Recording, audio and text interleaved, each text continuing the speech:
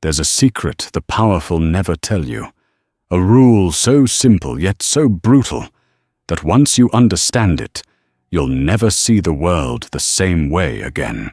You've been taught to wait for permission, to earn your place, to prove yourself worthy before claiming power. But while you wait, while you work, while you hope, someone who knows nothing but this one truth walks into your life and takes what you thought was yours. The truth is this: you don't become the best and then act like it. You act like you're the best and then become it. Every emperor, every king, every man who commanded millions understood this backwards law. You don't wait for the crown to make you royal. You carry yourself like royalty until the crown finds you. Because in this world, perception is not just reality. Perception is the only reality that matters. Machiavelli knew this better than anyone. He wrote not because he was born noble, but because he wrote with the voice of command. And when kings read his words, they didn't question his authority. They obeyed it. You walk into rooms hoping to be noticed. You speak softly, afraid to offend. You wait for others to recognize your worth. And while you practice this polite dance of humility, someone else walks in like they own the building. They speak first. They speak loudest. They take the best seat without asking. And something strange happens. Everyone adjusts to them. Everyone orbits around their energy. Not because they're the smartest person in the room, not because they've earned it, but because they acted like they deserved it. This is the disease that kills potential. You think the world operates on fairness, on merit, on who deserves what. But the world operates on one thing only: who claims what first. The mediocre man who walks like a king will be treated like royalty. The genius who shrinks in the corner will be forgotten. That's not injustice. That's psychology. And psychology doesn't care about your resume. Machiavelli understood this when he wrote, "Everyone sees what you appear to be. Few experience what you really are." He wasn't talking about deception. He was talking about strategy. The appearance of power is power. The assumption of authority becomes authority. Here's something that will disturb you. Confidence beats competence almost every time. You've seen it. The overconfident fool who gets promoted over the quiet expert. The loud amateur who leads the team while the skilled professional follows orders. The charming fraud who wins loyalty while the honest man stands alone. This isn't an accident. This is human nature. People don't follow logic. They follow certainty. And certainty, even when it's wrong, feels safer than doubt, even when doubt is wise. When you hesitate, people don't think you're being careful. They think you're weak. When you doubt yourself, they don't admire your humility. They sense your prey.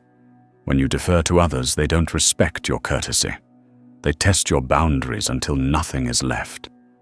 Confidence is a weapon disguised as a personality trait. It's a signal that says, "I am dominant. I do not fear consequences. I belong above you." And that signal, when broadcast with enough conviction, triggers submission in those who receive it. The human animal is wired to submit to strength, not actual strength, but the appearance of it.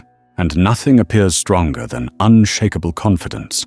You must start to see confidence the way a general sees a sword. It's not decorative, it's not ornamental, it's a tactical weapon for conquest.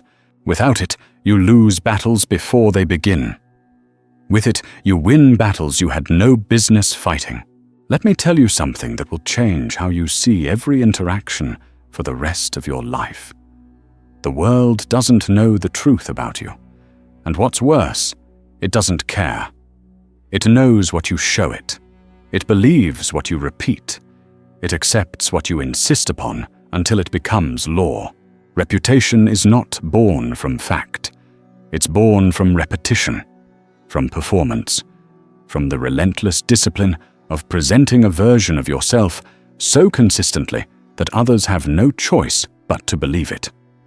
If you don't tell the world who you are, someone else will, and I promise you, they will define you to suit their story, not yours. This is the game every powerful man plays. He crafts a story. He controls the image. He tells the world who he is before the world decides for itself. And once that image is set, it's nearly impossible to change, because most people are mentally lazy. They don't investigate. They don't analyze. They assume. And so the world you move through, this society, these networks, these circles of power, they are not evaluating your essence. They are responding to your branding. You may be disciplined, but if you don't show it, you appear weak. You may be intelligent, but if you don't present it, you are ignored. You may have potential, but if you do not command attention, someone else's mediocrity will outshine your genius. Your value is not what you carry internally. It is what you signal externally. That signal must be intentional, ruthless, loud when necessary, quiet when it serves you better, but never left to chance. There is one force so subtle, so silent, and yet so absolute that it shapes the lives of kings and beggars alike. Assumption. The man who assumes he is powerful begins to act as if he is. The man who assumes he is irrelevant begins to fade. And here's the brutal truth. The world will treat you exactly the way you believe it should. Because you do not become what is true. You become what you accept. Every action you take, how you walk, how you speak, how you engage, radiates from a core assumption. And that assumption writes your destiny. The man who assumes he is beneath others enters every room asking for permission to exist. He looks down. He apologizes for taking up space. He speaks carefully so as not to offend. And what does the world see? They see someone who should be overlooked. They mirror his own beliefs, not because it's true, but because he broadcasts it. His posture tells them, I am not a threat. His silence tells them, you are above me.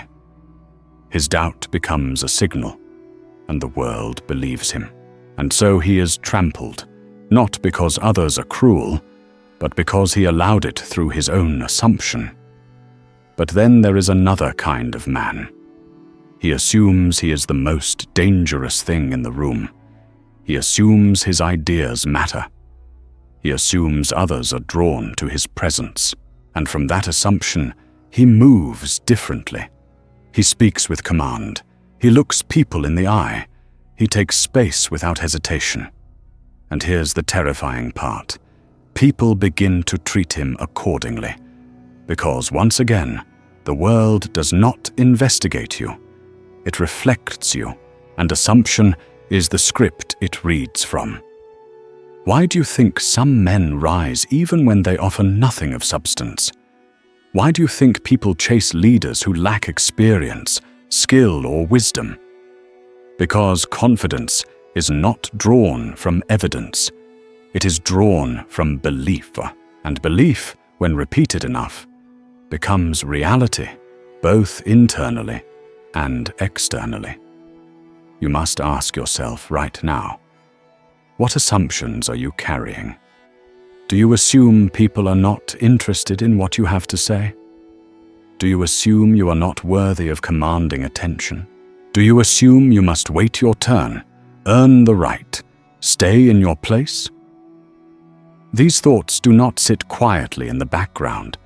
They lead you, they define you, they shackle you, and worst of all, they are self-fulfilling. The man who assumes he will lose often does, because he plays not to win, but to avoid failure. But the man who assumes victory before the game begins, he moves without hesitation. He takes risks others avoid. He speaks when others stay quiet. And slowly, inevitably, the world begins to accept his assumption as fact. You don't need permission to act powerful.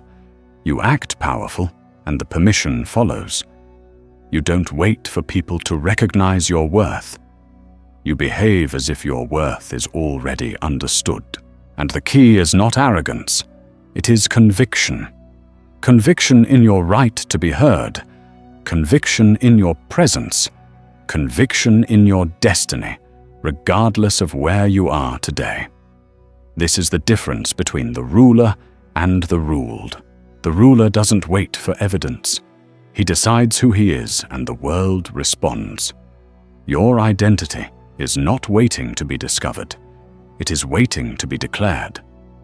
Every time you walk into a room, every time you speak, every time you hesitate or stand tall, you are sending a message, and that message comes directly from your assumptions. So the question becomes, what are you assuming right now? That people don't respect you? That success is for others? That you're not ready? Then you're right, because you've already begun to act it out. But if you assume you are the best, if you assume you are destined to lead, if you assume that power belongs to you not later, but now, then something begins to change. Your voice deepens. Your posture hardens. Your eyes stop seeking approval, and people feel it. Not because they know your story, but because they feel your certainty. And in a world full of uncertainty, certainty becomes magnetic, dominant, unstoppable. You do not become powerful by accident. You become powerful by believing it long before anyone else does. And that belief, when worn like armor, makes you untouchable. When you enter a space, you must enter like you belong there. Not like you're grateful to be there. Not like you hope they'll accept you. Like the room was waiting for you to arrive. Your posture speaks before your words do.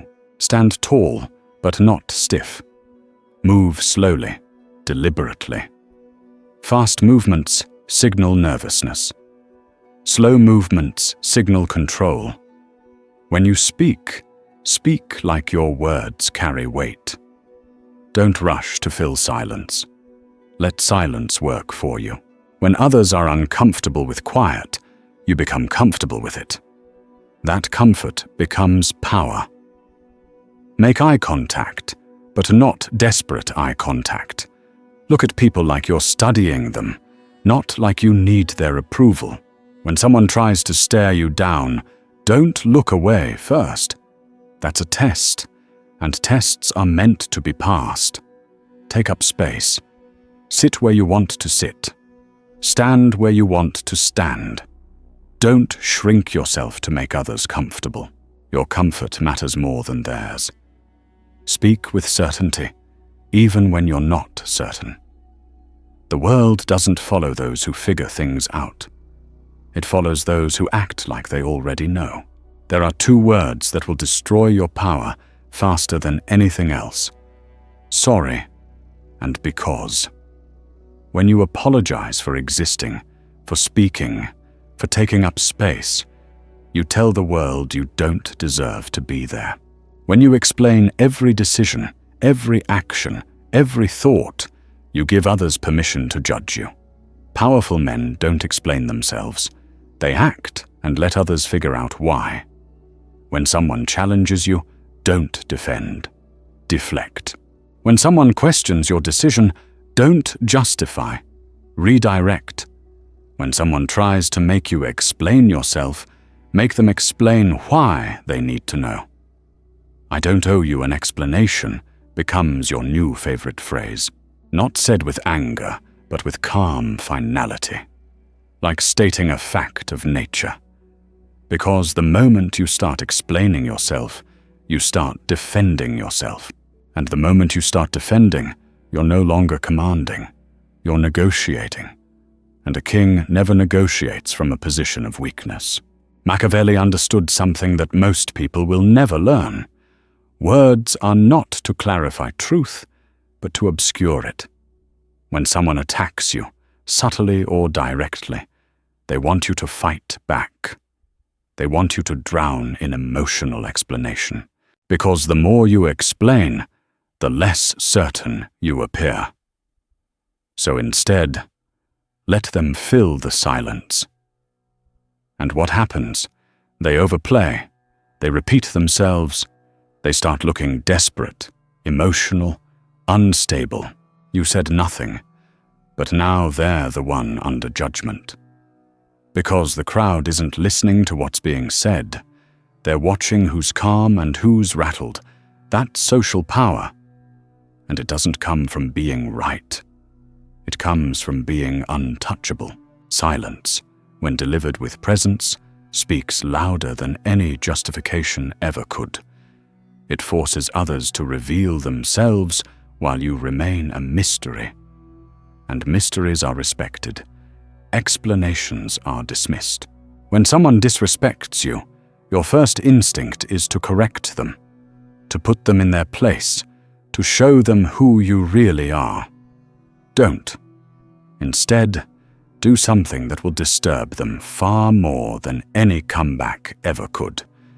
Show no reaction at all. Not the fake "I don't care" reaction. Real indifference. Like their words bounced off armor they didn't know existed. This does two things. First, it makes them question whether their insult even landed. Second, it makes everyone watching wonder what you know that they don't. Why didn't he react? Is he above this?